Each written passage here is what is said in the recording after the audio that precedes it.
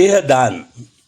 आज की यह कथा सुनते सुनते आपकी आंखें भर आएंगी और दिल गर्व से धड़क उठेगा, क्योंकि यह सिर्फ कहानी नहीं, बलिदान की धड़कन है।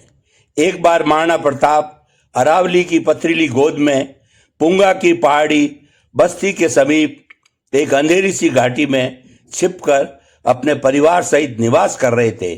चारों ओर अकबर की घेराबंदी, जंगलों में फैला भय, रात भर जागते पहरे और इन सब के बीच भील जनजाति का हर इंसान अपने प्राण की परवाह किए बिना राणा प्रताप के लिए रोज भोजन पहुंचाता था। आज दूधा की बारी थी।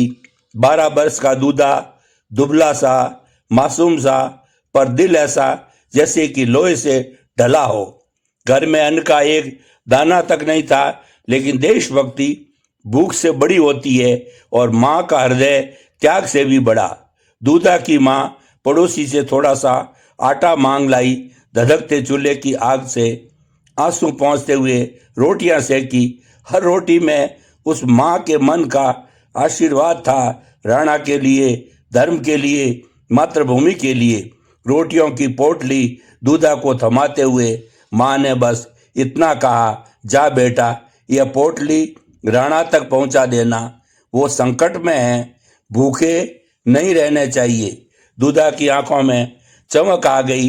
वो पोटली को अपने सीने से लगा लेता है जैसे वो रोटियां नहीं, राजपूताना की आन बान हो। और फिर पहाड़ों की पगडंडी पर वह हवा की तरह दौड़ पड़ा। घेराबंदी कर बैठे मुगल सैनिकों ने उसे देखा। एक ने तिरस्कार भरी आवाज के अंदर टोका, ओए, कहाँ भागा जा रहा है? दूधा ने कोई उत्तर नहीं दिया, बस तेज दौड़ता रहा, क्योंकि उसे पता था एक क्षण भी रुका तो राणा भूखे रहेंगे। लेकिन सैनिकों ने पीछा किया, भारी जिरे बख्तर पहने, तलवारें लहराते हुए। दूधा जंगल की झाड़ियों से, पथरीली ढलानों से भागता चला गया। हर कदम ऐसा था जैसे वह अपनी उम्र में से नहीं, अपनी मातृभूमि की लाश से शक्ति ले रहा है। एक सैनिक तेज झपटा मारता है। दूधा चट्टान से टकराकर गिर पड़ता है। सैनिक क्रोध में तलवार खींच लेता है और अगले क्षण तेज वार, एक खून से भीगी चीख अरावली की घाटी में खो जाती है। दूधा की नैनी कलाई कटकर नीचे गिर चुकी है, रक्त फंवारी की तरह फूट रहा है। लेकिन ओ देवताओं, देखो उस बालक का हृदय। वह दर्द से तड़पते हुए भी गिरी हुई पोटली को दूसरे हाथ से उठाता है।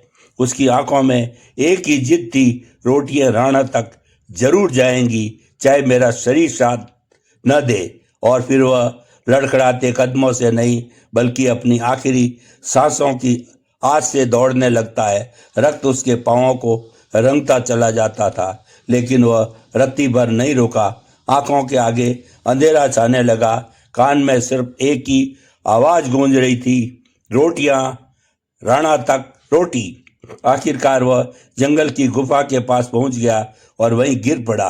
फिर जैसे किसी अदृश्य शक्ति ने उसे पुकारा हो, वह एक बार फिर उठता है, अपने प्राणों का अंतिम बल जुटाता है और पुकारता है, राणा जी। यह आवाज सुनकर महाराणा प्रताप स्वयं बाहर आए। उनके सामने एक 12 वर्षीय बालक, एक हाथ में रोटी की पोटली, दूसरा हाथ कटकर लहूलुहान, जैसे कोई छोटा सा शिवाजी, कोई नैना दुर्गा दास। राणा प्रताप का हृदय फट पड़ा। उन्होंने दूधा का सिर अपनी आंख में रख लिया। उनके कठोर युद्ध पच चुके हाथ कांप रहे थे। उन्होंने पानी के छींटे मारे। दूधा की धुंधली आंखें खुली, होठ कांपते हुए बोले, राणा जी, ये रोटियां माँ ने भेजी है। बस इतना कहते ही उसकी सांसें टूटने लगी। राणा प्रताप की आंखों में आंसू झलक आए। उसी राणा की उसकी दृढ़ता पर्वतों को चीर देती थी। बस फुसफुसाए, बेटा, तुझे इतना बड़ा संकट उठाने की क्या जरूरत थी? दूधा मुस्कुराया, वह मुस्कान जिसने इतिहास को अमर कर दिया। कमजोर आवाज में बोला, अन्नदाता, आप तो पूरे परिवार के साथ संकट में हैं। माँ कहती है, आप चाहते तो अकबर से समझौता कर सकते थे, पर आपने धर्म की रक्षा के लिए अपना सब कुछ त्याग दिया, उसके आगे मेरा त्याग कुछ भी नहीं। और इतना कहते ही 12 साल का वो बालक, जो दिल से एक पूरा राजपूत था, राणा की गोद में वीर गति को प्राप्त हो गया। उस पल अरावली मौन मौन हो गई। पेड़ों ने अपनी सांस से रोक ली। राणा के आंसू दूधा के माथे पर गिरे और मानो उसे अमृतत्व का तिलक दे दिया। राणा प्रताप ने कांपते स्वर में कहा, धन्य है मातृभूमि, धन्य है मेरी माँ, धन्य है तेरा बलिदान। तू अमर रहेगा मेरे बालक, तू सदैव अमर रहेगा। आज भी अरावली की चट्टानें, दूधा के रक्त से रंगी हुई मिट्टी और सुकुफा के पत्थर ये कहानी हवा में फुसफुसाते हैं। जहाँ ऐसे बच्चे जन्म लेते हैं वह धरती कभी पराजित नहीं हो सकती। जय महाराणा प्रताप, जय वीर दूधा।